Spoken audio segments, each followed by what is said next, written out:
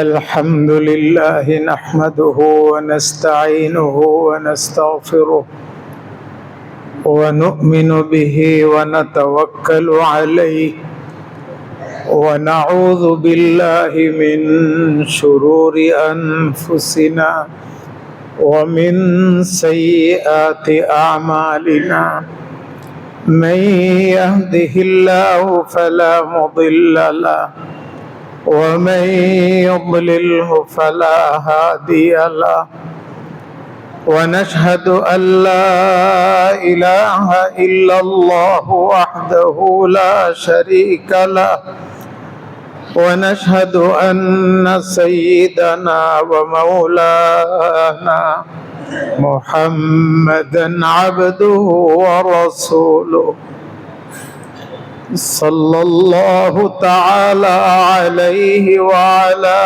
آله وأصحابه وبارك وسلم تسليما كثيرا كثيرا أما بعد فأعوذ بالله من الشيطان الرجيم بسم الله الرحمن الرحيم يا أيها الذين آمنوا لا تتخذوا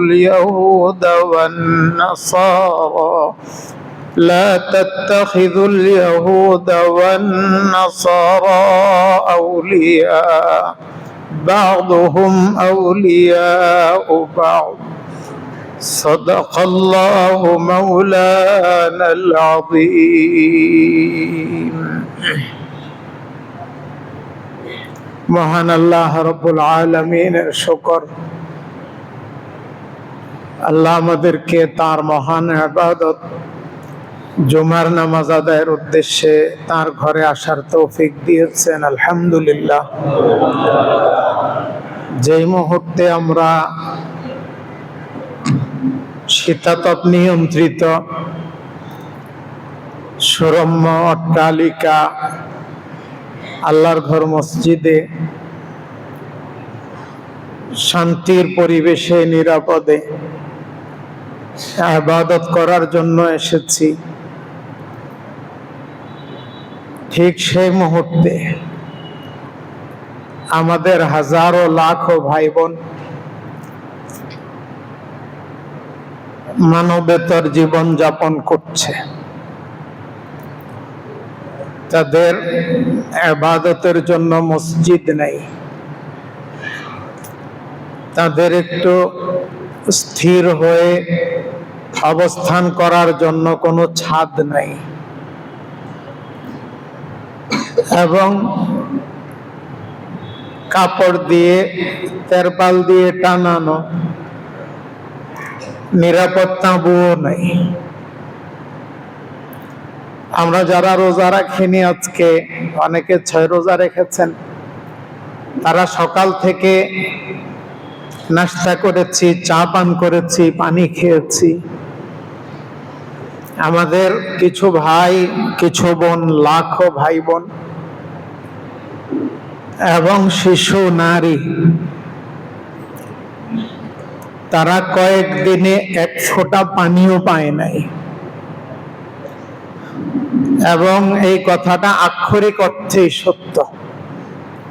1 ফোঁটা পানি, 1 টুকরা রুটি, একটা ভাঙ্গা বিস্কিট পায়নি। হাজারো লাখো ফিলিস্তিনি মজলুম মুসলমান। এর জন্য দায়ী অনেক কিছু, যেটা স্পষ্ট দেখা যায়। ইহুদিদের সীমা লঙ্ঘন, নাসারাদের সহযোগিতা এবং ইহুদি নাসারার দোসর মুসলিম নামধারী কিছু জবরদখলকারী শাসক শ্রেণীর নির্লিপ্ততা, অনেকাংশে বলা যায় মৌন সমর্থন, গোপন সহযোগিতা। ইহুদি তো ইহুদি, ওরা তো না লাঞ্ছিত, আল্লাহর কাছে অভিশপ্ত। আমরা সূরা ফাতিহা যখন পড়ি তখন ওদের জন্য বদদোয়া হয়, ওদেরকে আল মাগদুব আলাইহিম, সূরা ফাতিহার শেষের দিকে আছে না আল মাগদুব আলাইহিম, আল্লাহর পক্ষ থেকে যাদের প্রতি গজব, আদ-দাল্লিন দ্বারা উদ্দেশ্য নাসারা, যারা ভ্রষ্ট গোমরাহ, তাদের ভ্রষ্টতার কারণে ইহুদিদেরকে সহযোগিতা করে। আর ইহুদিরা তো আল্লাহর গজবের পাত্র। এরা এসেছে কোত্থেকে? হযরত ইয়াকুব আলাইহিস সালামের 12 ছেলে ছিল। একজন ইউসুফ আলাইহিস সালাম, আরেকজন বিনিয়ামিন, এই দুইজন এক ঘরের। ইয়াকুব আলাইহিস সালামের এক সংসারের, আরেক সংসারের 10 জন। ওই 10 জনের বড় জনের নাম ইয়াহুদা, তার বংশধরেরা ইহুদি। ইব্রাহিম আলাইহিস সালামের নাতি ইয়াকুব, ইয়াকুবের ছেলে ইয়াহুদা, তার আওলাদ বংশধর ইহুদি। এরা শুরু থেকে দুষ্কৃতকারী। আপনারা জেনে থাকবেন ইউসুফ আলাইহিস সালাম ভাইদের দ্বারা কূপে নিক্ষিপ্ত হয়েছিলেন। তারা মনে করেছে কূপে ফেলে দেই, হয় মরে যাবে, বেঁচে থাকলে কোনো বণিক দলের পানির পাত্রে উঠে দূর দেশে চলে যাবে। কূপে ফেলে দিয়েছে। এই বড় ভাইয়ের নেতৃত্বে ছোট ভাইয়েরা মিলে কূপে ফেলে দিয়েছে। তাহলে একজন ভবিষ্যৎ নবী, হবু নবী, তার দুশ্মনী দিয়ে এদের অপকর্ম শুরু। ইউসুফ আলাইহিস সালামকে তারা মনে করেছে মেরে ফেলেছে, কিন্তু আল্লাহ বাঁচালে মারে কে? ইউসুফ আলাইহিস সালামকে মারতে পারেনি। এ ধরনের অপকর্ম তাদের শুরু থেকে। এ কারণে আল্লাহ রাব্বুল আলামিনের গজব এবং লাঞ্ছনার পাত্র তারা। পৃথিবীর কোথাও তারা হাজার হাজার বছরের ইতিহাস কোথাও ঠাঁই পায়নি। যেখানে যায় অপকর্ম করে, তো তাদেরকে ঝেঁটিয়ে তাড়ানো হয়। তাদের কাছে আল্লাহ রাব্বুল আলামিন হাজার হাজার নবী পাঠিয়েছেন, তার মধ্যে অসংখ্য নবীকে তারা শহীদ করেছে।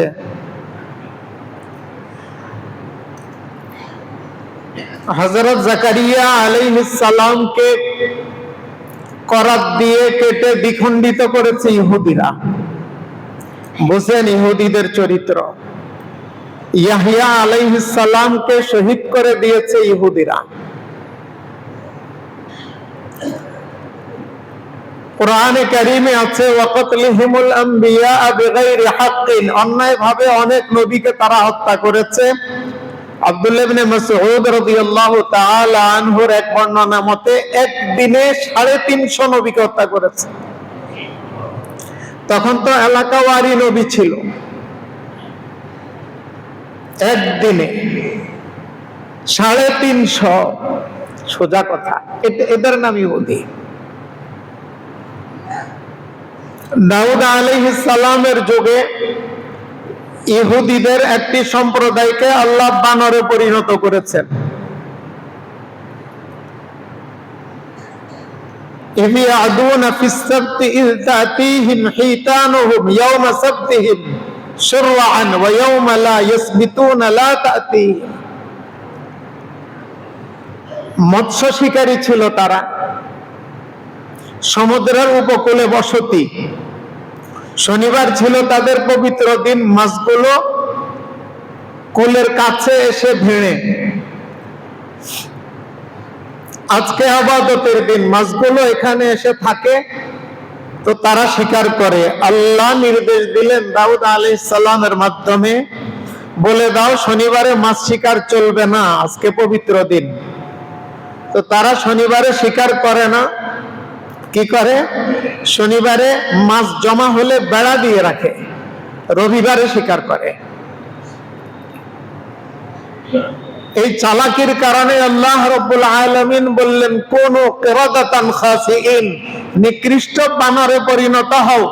ইহুদিদের একটি সম্প্রদায় বানরে পরিণত হয়ে 3 দিন পর্যন্ত ছিল, এরপরে তারা সবগুলো ধ্বংস হয়ে গেছে। সবগুলো মরেনি, ওই সম্প্রদায়ের গুলো মরেছে।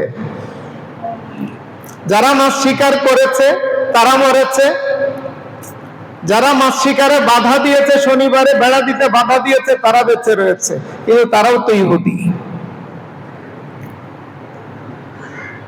পরবর্তীতে মুসা আলাইহিস সালামের যুগে ফিরআউন তাদের প্রতি অনেক নির্যাতন করেছে।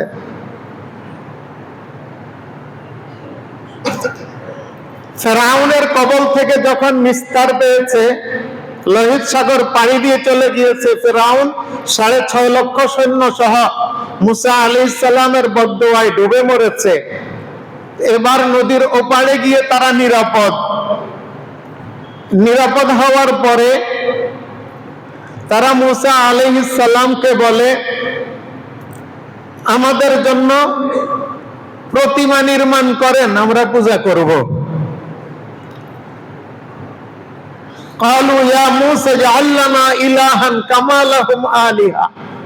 অন্যদের প্রতিমা দেখে বলে যে আমাদের জন্য কিছু প্রতিমা বানান। মুসা আলাইহিস সালাম বললেন, ইন্নাকুম তাজহালুন, তোমরা তো মূর্খ। যদি হাতে বানানোটার পূজাই করা যায়, তাহলে ফিরআউনের পূজা করে নিরাপদ থাকলে কি সমস্যা ছিল? গায়রুল্লাহর পূজা আল্লাহ হারাম করেছেন।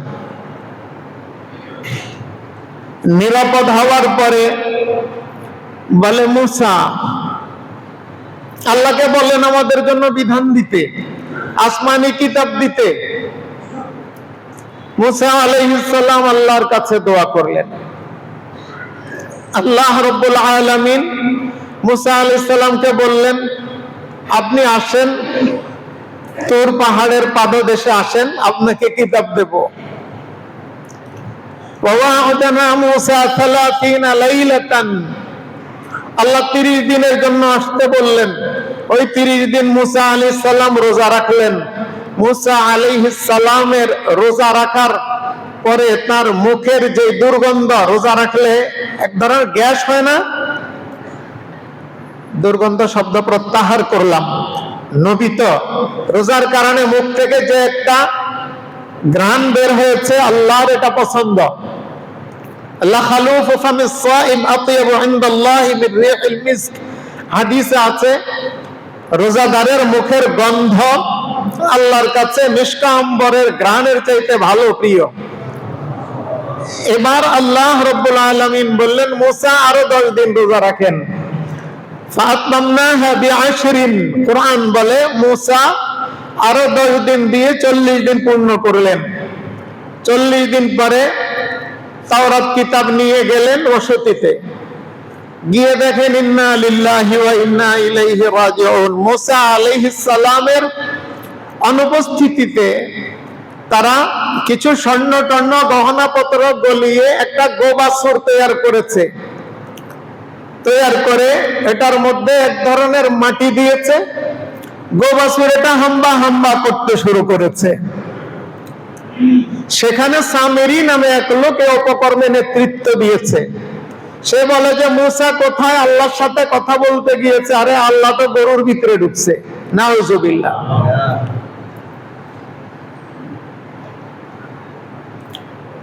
আল্লাহ রাব্বুল আলামিন বলেন এই মূর্খতায় লিপ্ত হয়েছে বিত্তিখাদিহিমুল ইজল, গৌবাছুরকে পূজা শুরু করে। মুসা আলাইহিস সালাম এটা দেখে অনেক বেশি নারাজ হলেন। ভাই হারুনের সাথে উচ্চবাচ্য হলো। হারুনের দাড়ি ধরে মুসা আলাইহিস সালাম ঝাঁকুনি দিলেন। হারুন বললেন, ভাই ওরা আমাকে যারা মেরে ফেলবে, আমি যখন ওদেরকে বারণ করছিলাম, কাদু আইয়াকতুলুনানি লা তুসমিত বিয়াল আদা, এখন ওরাও আমার দুশমন হয়ে গিয়েছে, তুমিও যদি আমাকে ওদের সামনে মারো ওরা তো হাসবে, দুশমনকে হাসিও না। মুসা আলাইহিস সালাম ছেড়ে দিলেন। এরপরে আল্লাহ রাব্বুল আলামিনের নির্দেশে এই গৌ বাছুর পূজাকারী 70,000-কে মৃত্যুদণ্ড দিলেন। 70,000। এবার মুসা আলাইহিস সালাম বললেন, আল্লাহ রাব্বুল আলামিন কিতাব দিলেন। দেখেন কত অপকর্মকারী ইহুদি। বললেন, আল্লাহ তোমাদের জন্য এই কিতাব দিলেন, তাওরাত কিতাব। ওরা বলে যে মুসা, এটা যে আল্লাহর কিতাব, বিশ্বাস কেমনে করবো? এতদিন মুসার নেতৃত্বে ফেরাউনের কবল থেকে মুক্তি পেয়েছে, চলছে মুসার নেতৃত্বে, বলে যে বিশ্বাস করি না। তো মুসা আলাইহিস সালাম আল্লাহর কাছে দোয়া করলেন। আল্লাহ বললেন, তাদের থেকে বাছাই করে কিছু লোক নিয়ে আসে তুর পাহাড়ের পাদদেশে, আমি বলবো এটা যে তাওরাত আমি দিয়েছি।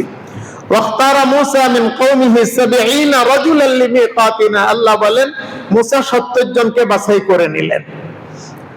নেওয়ার পরে তুর পাহাড়ের পাদদেশে তারা গেল। আল্লাহ রাব্বুল আলামিন বললেন, আড়াল থেকে আওয়াজ দিয়ে, মুসা যেটা নিয়ে গিয়েছে তাওরাত কিতাব আমি দিয়েছি। ওরা বলে, লান নুমিনা লাকা হাত্তা নারাল্লাহা জাহরাতান।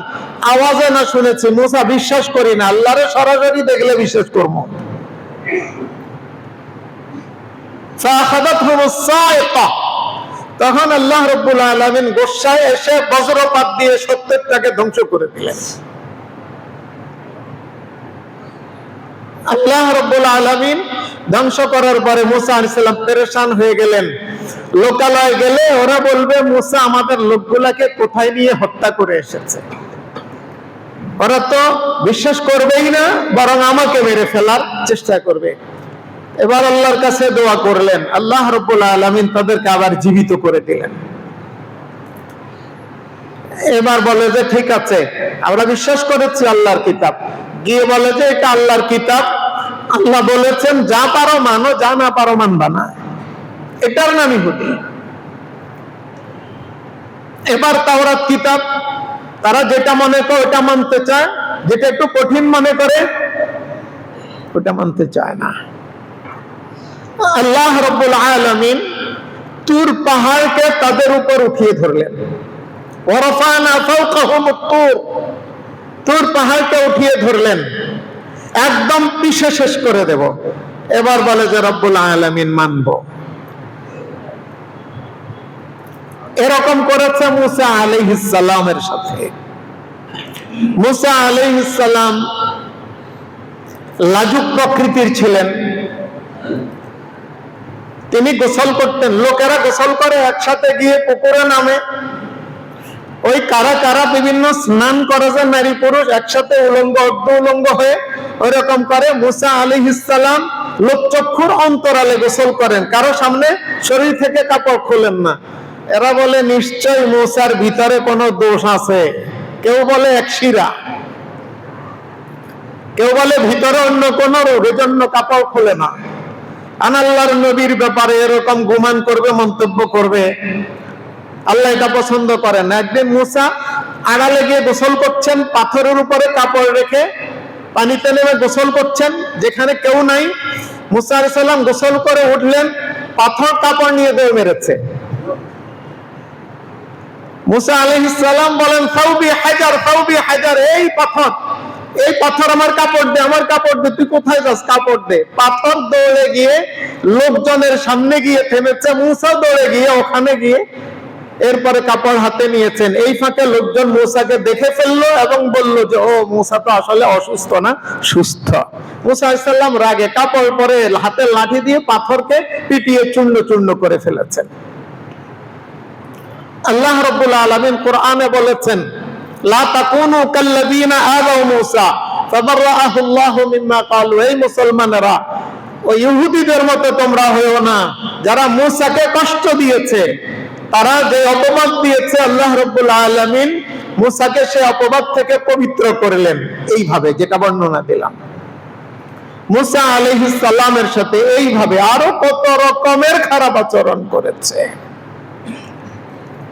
আল্লাহ রাব্বুল আলামিন তাদেরকে নির্দেশ দিলেন, অমুক বসতিতে ঢুকো, সেখানে গিয়ে ওদের বিরুদ্ধে, আমালেকের বিরুদ্ধে যুদ্ধ করতে হবে। ওরা বলে যে যুদ্ধ করা আমাদের কাম না। 12 দল থেকে 12 জনকে পাঠিয়েছে, আগে ওদের অবস্থা পর্যবেক্ষণ করে আসি। গিয়ে দেখে যে আমালেকার লোকেরা বিশাল দেহী, শক্তিশালী। ফিরে এসে বলে, ইযহাব আনতা ওয়া রাব্বুকা ফাকাতিলা, মুসা তুমি আর তোমার রব গিয়ে তাদের বিরুদ্ধে যুদ্ধ করো, আমরা পারবো না। ইন্না হাহুনা কাঈদুন, আমরা এখানে বসে বসে অপেক্ষা করব, তোমরা যুদ্ধ করে ওদেরকে পরাজিত করলে সেই বসতিতে আমরা গিয়ে ঢুকবো। আল্লাহ রাব্বুল আলামিন এই বেয়াদবির কারণে বিশাল এক প্রান্তরে তাদেরকে 40 বছর আটকিয়ে রাখলেন। 40 সানাতান ইয়াতিহুনা ফিল আরদ, বিশাল এক ময়দান চলতে থাকে, ময়দান পাড়ি দিবে, বিকাল বেলা হয়ে যায়, সন্ধ্যা হয়ে যায়, বাকিটা পরের দিন পাড়ি দিবে। সকাল হলে দেখে যে গতকালকে সকালে যেখানে ছিল আজ সকালে সেখানে। এভাবে 40 বছর, 40 সানা কোরআন বলে। তো এই 40 বছর আল্লাহ রাব্বুল আলামিন তাদের জন্য আসমান থেকে মান্না সালওয়া নাজিল করলেন, ভুনা পাখির গোশত, বিভিন্ন ফল, কমলা মালটা জাতীয়। ওরা বলে যে আর ভালো লাগে না, লান নাসবিরা আলা তাআমিন ওয়াহিদিন, মুসা এক জাতীয় খাবার আর ভালো লাগে না। ফাদউলানা রাব্বাক, তোমার রবকে দোয়া করে বলো, আমাদের রব বলে না। এই পর্যায়ের বেয়াদব তারা, ইহুদি পর্যায়ের বেয়াদব। ফাদউলানা রাব্বাক ইখরিজ লানা মিম্মা তুমবিতুল আরদু মিন বাকলিহা ওয়া কিফাইহা ওয়া ফুমিহা ওয়া আদাসিহা ওয়া বাসালিহা, তোমার রবের কাছে দোয়া করে বলো আমাদের জন্য যেন বিভিন্ন জিনিস জমিনের নিচ থেকে উদ্গত করে, তরি তরকারি, শসা, খিরা, মসুর ডাল, পেঁয়াজ, রসুন ইত্যাদি নামগুলো বলেছে। তো আল্লাহ রাব্বুল আলামিন হুকুম নাজিল করলেন, ঠিক আছে তাদেরকে বলো যেখানে 40 বছর আগে যুদ্ধ করতে যায়নি, বেয়াদবি করেছে, এখানে তো 40 বছর কাটিয়েছে, এখন মাথা নিচু করে হিত্তাতুন, হিত্তাতুন হিব্রু ভাষায় হিত্তাতুন মানে আস্তাগফিরুল্লাহ, আস্তাগফিরুল্লাহ, ইস্তিগফার করতে করতে ঢুকুক মাথা নিচু করে। মুসা আলাইহিস সালাম যখন এই কথা বললেন, তারা এভাবে টেনে টেনে, কোল টেনে টেনে তারা বলে হাব্বাতুন ফি শারাতিন, হাব্বাতুন ফি শারাতিন, জবের বিচি, জবের দানা, জবের দানা। এই পর্যায়ের বেয়াদব হচ্ছে বনি ইসরাঈল, আল্লাহর সাথে বেয়াদবি। এই বেয়াদবি মুসা আলাইহিস সালামের যুগেই শুধু করেনি, ঈসা আলাইহিস সালামের মা মারিয়াম আলাইহিস সালামকে অপবাদ দিয়েছে। মারিয়াম, মা কানা আবুকি ইমরাআ সাওইন ওয়া মা কানাত উম্মুকি বাগিয়া, তোমার বাপ খারাপ লোক নয়, তোমার মাও তো অসতী নারী নয়, তোমার সন্তান কোত্থেকে হলো? আল্লাহ রাব্বুল আলামিন মারিয়ামের দিলে ঢাললেন যে মারিয়াম তুমি বলো, যে বাচ্চাকে জিজ্ঞেস করো, একদিনের বাচ্চা, ফাশারাত ইলাই, বাচ্চাকে জিজ্ঞেস করো বাচ্চা এটা কোত্থেকে এসেছে। তারা বলে কাইফা নুকাল্লিমু মান কানা ফিল মাহদি সাবিয়া, এই দোলনার নবজাতক শিশুকে আমরা কিভাবে কথা জিজ্ঞেস করবো আর উত্তর দেব? উত্তর দিবে? ওরা জিজ্ঞেস করা ছাড়াই ঈসা আলাইহিস সালাম একদিনের নবজাতক বলে ইন্নী আব্দুল্লাহ, আমি আল্লাহর বান্দা, আতানিয়াল কিতাব, আল্লাহ আমার জন্য আসমানি কিতাবের ফয়সালা করেছেন, ওয়া জাআলানি নবিয়্যা, আল্লাহ আমাকে নবী বানাবেন, আমি একজন নবী, ওয়া জাআলানি মুবারাকান আইনামা কুনতু, যেখানেই থাকি আমি বরকত থাকবে, ওয়া আওসানি বিস সালাতি ওয়াজ যাকাতি মা দুমতু হাইয়া, আল্লাহ আমাকে নির্দেশ দিয়েছেন আমি যতদিন জীবিত থাকব আমি নামাজ পড়ব, যাকাত দিব, ওয়া বাররান বিওয়ালিদাতি, এবং মায়ের সেবা করব। কিন্তু ইহুদি তো ইহুদি, কোন ভালো কথার ধার তারা কখনো ধারেনি, এই যুগে ধারছে না। শেষ পর্যন্ত ঈসা আলাইহিস সালাম বড় হলেন, নবুয়তের ঘোষণা হলো, তিনি নবুয়তের দাবি করলেন, বিভিন্ন ভাবে তারা পরীক্ষা করলো, ঈসা আলাইহিস সালাম সবগুলো দেখালেন। এরপরেও কেন আল্লাহর পথে দাওয়াত দেয়, এই জন্য ঈসা আলাইহিস সালামকে মেরে ফেলার পায়তারা করলো। একদিন ঈসা আলাইহিস সালাম এক ঘরে প্রবেশ করলেন, তারা গিয়ে ঈসা আলাইহিস সালামকে ঘেরাও করলো, দেখলো ঢুকতে, ঘেরাও করেছে, বের হলেই মেরে ফেলবে, তিনি বের হচ্ছেন না। এবার এক লোক বলে, তাদেরই এক লোক বলে, আমি ধরে আনি। ঘরের ভিতরে ঢুকেছে, ঢুকে দেখে ঈসা নাই। আল্লাহ রাব্বুল আলামিন ওই লোককে ঈসার চেহারা করে দিলেন। আর ঈসা আলাইহিস সালামকে ঘরের ছাদ ফাটিয়ে জিবরিলকে পাঠিয়ে আসমানে তুলে নিয়ে গেলেন। বাররাফাহুল্লাহু ইলাইহি, কোরআন বলে সমস্ত কথা। ওয়া কানাল্লাহু আজিজান হাকীমা। এবার তারা দেখে যে তাদের লোকটাও বের হচ্ছে না। সবাই ঘরে ঢুকে দেখে যে একজন লোক, কিরে দেখতে তো ঈসার মতো লাগে, আচ্ছা এটা যদি ঈসা হয় আমাদের লোক কই? আর এটা যদি আমাদের তাই হয় তাহলে ঈসা গেল কই? আমরা তো সচক্ষে দেখেছি ঢুকতে। আচ্ছা ঈসা যা হয় হোক, আর আমাদের লোক যা হবে হোক, এটাকে দেখতে তো ঈসার মতো লাগে, ধরো। ধরে নিয়ে এবার শোলে চড়িয়ে হত্যা করেছে। ওখান থেকে তাদের দাবি, ঈসা ইহুদিদের দাবি, তারা ঈসা আলাইহিস সালামকে ক্রুশবিদ্ধ করে হত্যা করেছে।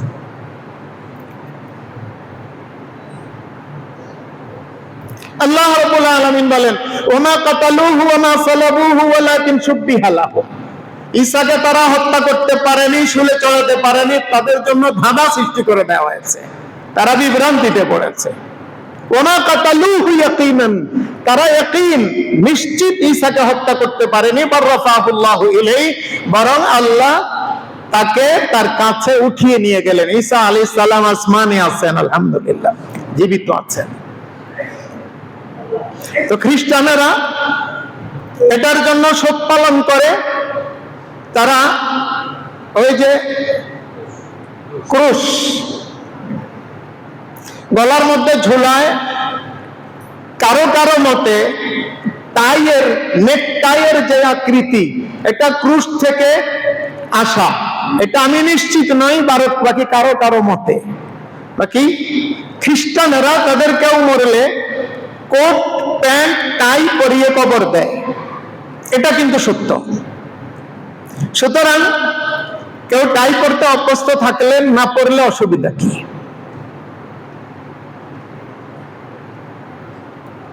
তো ঈসা আলাইহিস সালামকে তাদের দাবি তারা হত্যা করেছে। ঈসা আলাইহিস সালামের সাথে বেয়াদবি করেছে। মুহাম্মদুর রাসূলুল্লাহ সাল্লাল্লাহু আলাইহি ওয়াসাল্লামকে হত্যা করার চেষ্টা করেছে। একবার বনু নদীরে, আরেকবার খাইবারে ইহুদি বিষ প্রয়োগ করে, আরেকবার লবিদ ইবনে আসাম রাসূলুল্লাহ সাল্লাল্লাহু আলাইহি ওয়াসাল্লামকে জাদু করে, সিহর করে হত্যা করার চেষ্টা করেছে। এবং বনু কাইনুকায়ের অপকর্ম, বনু কুরাইযা মুসলমানের বিরুদ্ধে ষড়যন্ত্র, সময় নেই যে এগুলো তাফসীল করে বলবো। রাসূলুল্লাহ সাল্লাল্লাহু আলাইহি সাল্লামের ওয়াফাতের পরে উসমান রাদিয়াল্লাহু তাআলা আনহুকে তাদের ষড়যন্ত্রে শাহাদাত বরণ করতে হয়েছে। আলী এবং মুআবিয়া রাদিয়াল্লাহু তাআলা আনহুমার মাঝের যে যুদ্ধ হয়েছে, এটাও ইহুদি ষড়যন্ত্রের ফলে হয়েছে। শেষে আবার আলী রাদিয়াল্লাহু তাআলা আনহুকে তারা শহীদ করেছে। হাসান রাদিয়াল্লাহু তাআলা আনহুকেও বিষ প্রয়োগে তারাই শহীদ করেছে। হুসাইন রাদিয়াল্লাহু তাআলা আনহুকেও ইয়াজিদের উপর সওয়ার হয়ে হুসাইন রাদিয়াল্লাহু তাআলা আনহুকে তারাই শহীদ করার পায়তারা করেছে। এরপরে নুরউদ্দিন জানকি রাহমাতুল্লাহ আলাইহির যুগে রাসূল সাল্লাল্লাহু আলাইহি ওয়াসাল্লামের পবিত্র লাশ মোবারক রওজা শরীফ থেকে চুরি করার পায়তারা ইহুদিরাই করেছে। সেই ইহুদিরা 1948 সাল থেকে ফিলিস্তিনে কি নির্যাতন করছে সেটা আমাদের সামনে। গত প্রায় 2 বছর যাবত কি যে করছে, একটা ঘর অক্ষত নাই, একটা বাড়ি নাই, মসজিদ নাই, মাদ্রাসা নাই, তাবু নাই। আপনারা সকলেই জানেন, আমার বলার দরকার নেই। এমন ভাবে বোমা হামলা করছে যে অসংখ্য লাশ অন্তত 100 হাত উপরে উঠে তারপরে আবার পড়ছে। দেখছেন না আপনারা? এই মুহূর্তে আমাদের করণীয় কি? আমাদের করণীয় যেটা বুঝে আসে, 1 নম্বর, সারা পৃথিবীর 57টা মুসলিম কান্ট্রি আছে। এই মুসলিম কান্ট্রির কর্ণধার যারা আছেন, যদি তারা পদক্ষেপ না নেন, আল্লাহর দরবারে জবাব দিতে হবে। আল্লাহর দরবারে জবাব দিতে হবে। খাদেমুল হারামাইন শরীফাইন, কুয়েতের বাদশাহ, ইরানের প্রেসিডেন্ট, ইরাকের যারা আছেন, আশপাশে আরো মুসলিম কান্ট্রির যারা আছে, তুরস্ক সহ সবাই মিলে একত্র হলে যদি বলে ইহুদি এবং ইহুদিদের দোসর নাসারারা ওদের কাছে অস্ত্র বেশি, সৈন্য বেশি, অর্থ বেশি, শক্তি বেশি যদি বলে, হ্যাঁ শুরুতে তাদের কাছে বেশি থাকবে। সব যুগেই দেখা গিয়েছে হকের পক্ষে শক্তি কম ছিল, বাতিলের পক্ষে শক্তি বেশি ছিল, কিন্তু হক শক্তি কম নিয়েও যখন মাঠে নেমেছে তখন বাতিল পরাজিত হতে বাধ্য হয়েছে। এই ব্যাপারে বদর সাক্ষী, এই বিষয়ে উহুদ সাক্ষী। উহুদে প্রাথমিক পর্যায়ে কাফেররাই পরাজিত হয়েছে এবং চূড়ান্ত হিসাবেও কাফেররা পরাজিত হয়েছে। এই বিষয়ে গজওয়া আহজাব, খন্দকের যুদ্ধ সাক্ষী, এই বিষয়ে খায়বারের যুদ্ধ সাক্ষী, এই বিষয়ে তবুকের যুদ্ধ সাক্ষী, এই বিষয়ে মুতার যুদ্ধ সাক্ষী, রাসূলুল্লাহ সাল্লাল্লাহু আলাইহি ওয়াসাল্লামের যুগের সবগুলো অভিযান এই বিষয় সাক্ষী। মুসলমান সংখ্যায় কম হলেও মুসলমানের সাথে আল্লাহর মদদ আছে, আল্লাহর নুসরত আছে, সাহায্য আছে।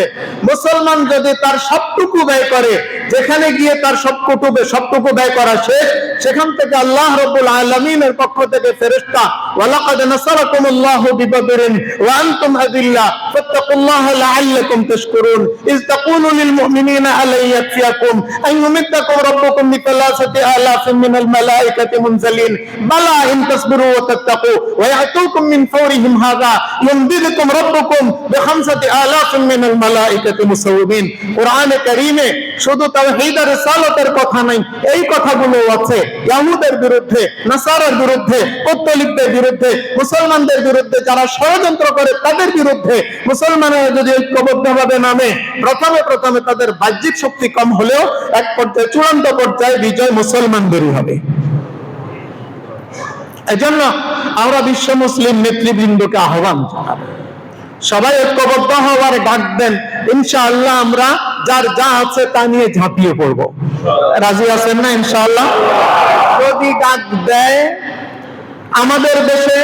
আমাদের দেশের সরকার যদি শীর্ষ উলামায়ে কেরামের সাথে পরামর্শ করে কিভাবে ডাক দিবে, কিভাবে কর্মপন্থা হবে, আমাদেরকে আহ্বান করলে যার যা আছে, যে যতটুকু পারি সামর্থ্য অনুযায়ী আমরা অংশগ্রহণ করব ইনশাআল্লাহ। সেটার জন্য আমরা অপেক্ষায় আছি। আরেকটা হচ্ছে, আমরা এখন যেটা করতে পারি সেটার জন্য আপনার পয়সা খরচ হবে না, আপনার শুধু সদিচ্ছা। বর্তমান প্রযুক্তির যুগ যেমন অর্থনীতির যুগ। কাউকে যদি আপনি অর্থনৈতিকভাবে ধরাশায়ী করে দিতে পারেন, আটকিয়ে দিতে পারেন কৌশলে, সে আপনার সামনে মাথা নত করতে বাধ্য হবে, নরম হবে। এখন ধরেন আপনি এখানে স্লোগান দিলেন, আমি এখানে বক্তৃতা দিলাম, এখান থেকে যাওয়ার পরে কোন একটা কমিউনিটি সেন্টারে দাওয়াত খেতে ঢুকলাম, দাওয়াত খাওয়ার শেষে আমার সামনে যেই পানীয়, সেটা যদি কোকা কোলা হয়, সেটা যদি পেপসি হয়, সেটা যদি মিরিন্ডা হয়, সেটা যদি 7 আপ হয়, যদি স্প্রাইট হয়, সেটা যদি ফান্তা হয়, অথবা নাম না জানা ইহুদিদের প্রোডাক্ট অন্য কোনো কিছু হয়, আমি সেটা গ্রহণ করব না। এবং সাধারণ পানি, যেটা সাধারণ পানি কি বলে, পান করার পানি, সে যদি অ্যাকোয়াফিনা হয়, সে যদি কিনলে হয়, আমি সেটা খাবো না। আমি প্রয়োজনে পানি না খেয়ে বাইরে গিয়ে ওই পুকুর থেকে অথবা টিউবওয়েল চেপে আমি পানি খাবো, অথবা নিজের পকেটের পয়সা দিয়ে মুসলমান কোম্পানির কোনো পানি খাবো, তারপর এটা খাবো না। এইভাবে আমার ঘরে যত প্রসাধনী আছে ইহুদি কোম্পানির প্রসাধনী আছে, তেল আছে, সাবান আছে, স্নো পাউডার আছে, আরো যা আছে, সেগুলো আমার ঘরে যেগুলো আছে, এগুলো সাহস করে এক নেতা কিছুদিন আগে নিজের বউয়ের শাড়ি রাস্তায় এনে পুড়ে দিয়েছেন। আমরা সাহস করে সেগুলো ডাস্টবিনে ফেলে দেব, পারবো না ইনশাআল্লাহ। এবং সামনে কিনতে ইহুদি কোম্পানির কোন সামান কিনবো না। এতে কি আইন ভঙ্গ হবে? না, এতে আইন ভঙ্গ হবে না। আর হচ্ছে, তাদের জন্য আমরা আর্থিকভাবে সাহায্য পাঠাতে পারি। হ্যাঁ, বিভিন্ন ওয়ে আছে আর্থিকভাবে সাহায্য পাঠানোর, আপনি তালাশ করলে পেয়ে যাবেন। হাফিজ হুজুর চ্যারিটেবল ফাউন্ডেশন আছে, আরো বিভিন্ন মাস্তুল ফাউন্ডেশন আছে, আরো ব্যক্তিগত পর্যায়েরও অনেক সংস্থা আছে, অনেক ওয়ে আছে, রাস্তা আছে, ওই মাধ্যমে তাদের জন্য সাহায্য পাঠান। আর আমরা নগদে একটি কাজ করব, হচ্ছে আলহামদুলিল্লাহ, সপ্তাহে কয়েকটি হচ্ছে। আগামীকাল ঢাকায় হবে মার্চ ফর গাজা, না? এটা আগামীকাল হবে। প্যালেস্টাইন সলিডারিটি মুভমেন্ট এর পক্ষ থেকে আগামীকাল ঢাকায় হবে। আজকে ফেনী জেলা ইমাম পরিষদের উদ্যোগে আমাদের এখান থেকে জুমার পরে মিছিল বের হবে। এখান থেকে শহীদ মিনারের সামনে গিয়ে আমরা জমায়েত হব, সেখান থেকে আমরা কিছু উত্তর দিকে গিয়ে এসে বড় মসজিদের সামনে শেষ করব। এটা হচ্ছে একান্ত শান্তিপূর্ণ প্রোগ্রাম, একান্ত শান্তিপূর্ণ প্রোগ্রাম। এখানে আপনি কোথাও ঢিল যদি ছোড়েন তাহলে আপনি এই প্রোগ্রাম ভণ্ডুলকারী সাব্যস্ত হবেন। যে ঢিল ছুড়বে কোন দিকে সে প্রোগ্রাম ভণ্ডুলকারী, মূলত সে ইহুদিদের এজেন্ট। এখানে যদি ইহুদি কোম্পানির প্রোডাক্টের কোন শোরুম থাকে, ওই শোরুমটা টাকা পয়সা খরচ করে দিয়েছে ফেনীর কোন মানুষ, না ইসরায়েলের কেউ দিয়েছে, ফেনীর কোন মানুষ দিয়েছে।